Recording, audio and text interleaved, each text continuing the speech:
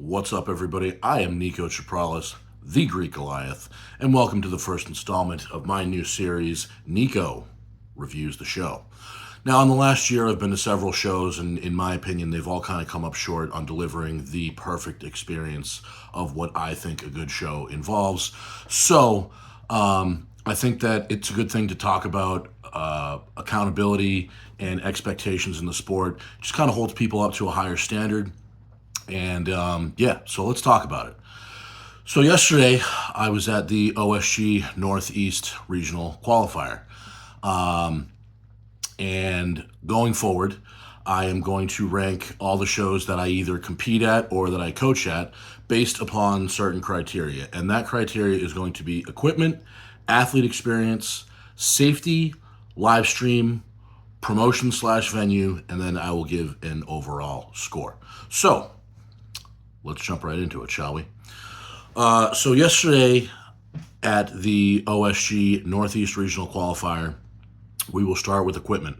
I gave the equipment a C+.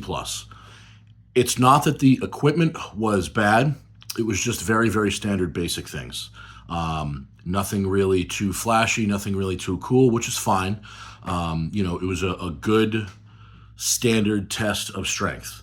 So we had the axle clean and press for reps on a Cerberus axle. So solid axle, bumper plates off of Cerberus pads. That's fine, no problem. Then we went right into an axle deadlift. In my opinion, double axles overhead into deadlift, lazy, use a different type of bar, a different type of setup, a different height. You could have done something different there. Then we went into sandbag for max distance carry. Again, Cerberus sandbags, pretty standard. For the most part, Cerberus sandbags, top of the line stuff. Rogue sandbag would have been fine. Revis, sandbag's a sandbag, really. So that was for max distance. Not a lot of kit involved in that kind of event. Then we went into a yoke farmers medley. The yoke was a Bartos yoke. Those yokes were a little wide for my liking.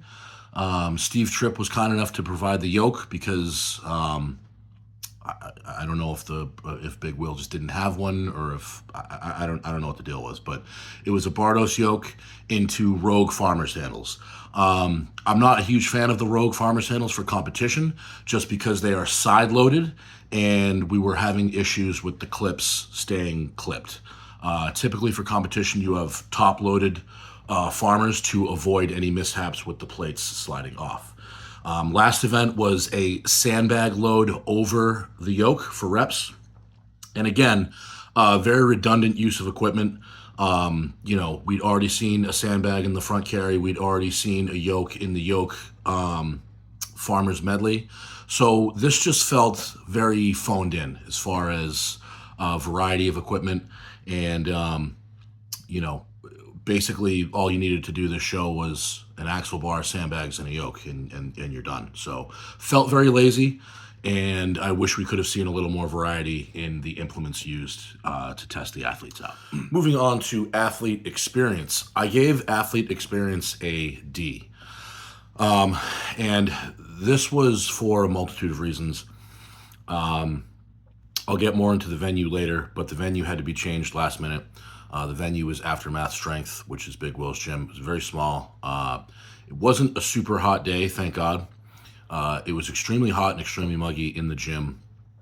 There was one fan in the corner where the athletes were warming up, but the competition floor itself, it was hot, it was muggy, it was humid as all hell.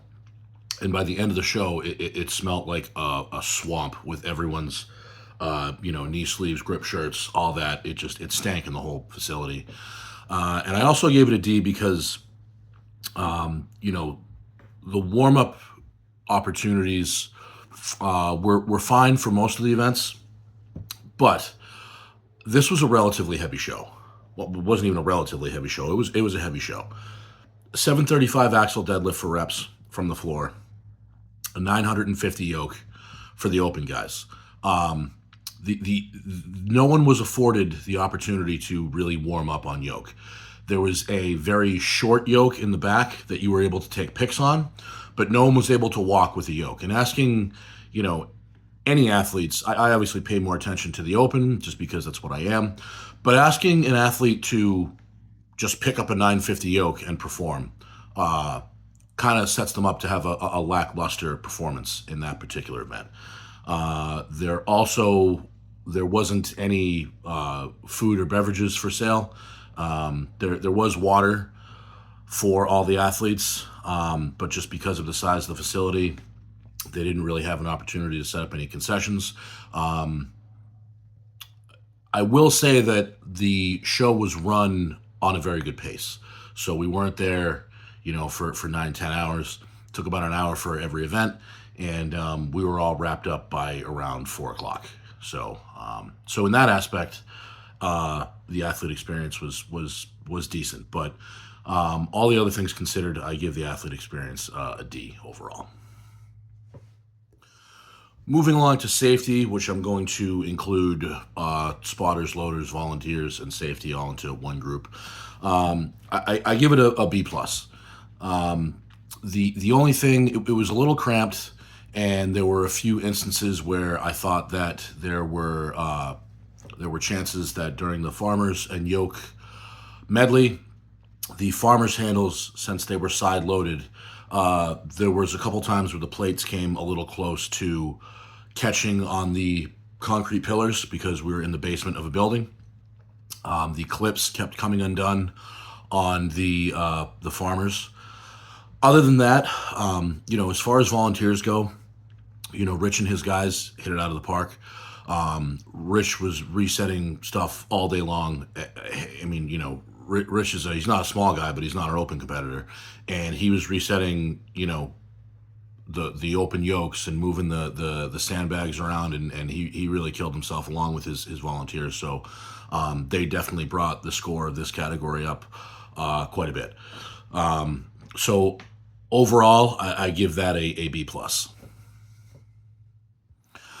Moving on to the live stream, you know, as with any OSG event, you know, Don from ADL was brought in. Phenomenal company. I gave the live stream an A, and I think that this particular show for them was a pretty easy day. You know, we had one lane, and they were able to set up the cameras so that the live stream looked pretty good. You couldn't really tell from the forward-facing shot that we were in a shoebox of a cellar. It looked professional. You know, Stephen Canby on commentary, you know, while they're not experienced, polished broadcasters, they did a really good job bringing, you know, a mix of friendly banter, information about the athletes, and play-by-play that I thought was pretty good. So the live stream was actually the highlight of the show. The live stream looked really good, which is good because that's how most people watched the show. So their experience of this qualifier was not compromised that much by all the changes that had to take place. So the live stream got an A. So here's the elephant in the room. And anyone that watches me and follows my page knows that I really don't care about ruffling feathers, and I'm sure I'm going to rub a lot of people the wrong way at the Aftermath camp after this one. I gave promotion and venue a resounding F. As far as promotion goes, there really wasn't any, you know. OSG, for everything besides the open class, is the highest level that you can compete at. So this being a qualifier is the step down from the highest level that you compete at, and it was not treated as such. There was no Instagram page made to promote the show. The promoter himself, Big Will, promoted the show very, very rarely, if at all, on his own Instagram page. The Iron Podium page was unfinished until about, I don't know, 5 or 6 weeks out from the show. Not all the rules for the events were put up. Not all the weights for the events were put up. The weights for the events were put up very periodically, as if it was just kind of like, I don't know what the whole deal was with that. But yeah, it felt very much like they expected to just slap the OSG sticker on the show and expect a complete sellout of 150 athletes. And when they only got 25 to 30 or so, there wasn't a whole lot of effort made to right the ship.